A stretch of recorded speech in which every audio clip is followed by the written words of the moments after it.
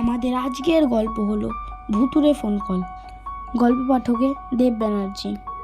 মাধ্যমিক দেওয়া হলো। এরপর আমি বাবার কাছে আবদার করতে লাগলাম আমাকে একটা ফোন কিনে দেওয়ার জন্য।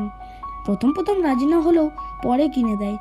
পরের দিন সেই ফোন সকল বন্ধুদের দেখায় ও তাদের নম্বর নিয়ে রাখি। ফোন কেনার প্রায় 1 সপ্তাহ হয়ে যায়। হঠাৎই একদিন রাত 2টোর সময় একটা কল আসে। আমি অবাক হয়ে যাই ও ভাবি কলটা কে করতে পারে। আমি দেখি সেই নম্বরটা কোনো আননোন নম্বর, তাই একবার ধরে কথা বলি।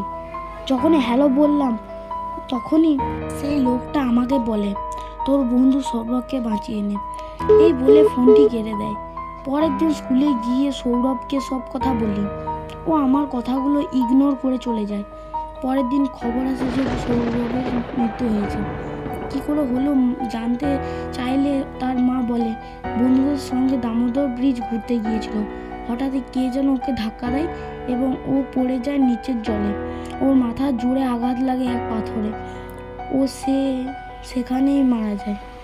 ওর বন্ধুরা তখনই এসে বলে আমাকে। সেই দিনের রাতে আবার তার ফোন আসে, বলে নিজের বন্ধুকে বাঁচাতে পারলে না। আমি তখন জিজ্ঞাসা করি, কে আপনি? ততক্ষণে ফোনটা কেটে গিয়েছিল। পরের দিন আবার সেই লোকটা রাত 2টোর সময় ফোন করে বলে, তুই পারলে তোর বন্ধু রিজুকে বাঁচিয়ে নে। আমি বললাম, কে তুমি? ততক্ষণে ফোনটা কেটে গিয়েছিল। আমি আবার ঘুরিয়ে ফোন করলে একটা লোকের চিৎকার আওয়াজ শুনতে পাই ও সেই লোকটা বলে, আমাকে ঘুরিয়ে ফোন করা ভুল করিস না। সৌরভের যেমন হাল করলাম তেমনই তোরও হাল করব। আমি ভয়ে ফোনটা রেখে দিই।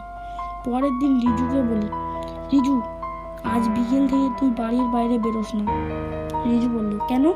আমি বললাম, বেরোতে বারণ করছি তো, বেরোস না। ও বলল, ঠিক আছে। পরের দিন রিজুর মায়ের ফোন আসে। ও বলে, তোর বন্ধু রিজু আর নেই। আমি জিজ্ঞাসা করলাম, কি হয়েছে? ওর মা বলল, ও কাল বিকেলে বাড়িতে ছিল। ওর বন্ধু খেলার জন্য ডাকতে এলেও সে যায় না। হঠাৎই ধূপ করে একটা আওয়াজ পাই। সেই আওয়াজের সন্ধান করতে করতে বাইরে বেরিয়ে এসে দেখি ও মাটিতে উবুড় হয়ে পড়ে আছে। উল্টিয়ে দেখলাম ওর মাথা ফেটে রক্ত বেরাচ্ছে। ও আমাকে ছাদের দিকে কি যেন একটা ইশারা করছিল। ছাদের দিকে তাকাতেই দেখি কেউ নেই। হঠাৎই ওর নিঃশ্বাস থেমে যায়। আমি ওর বাবাকে ফোন করি। ওর বাবা একজন ডাক্তারকে ডেকে নিয়ে আসে। সেই ডাক্তার বলে, এ আর বেঁচে নেই।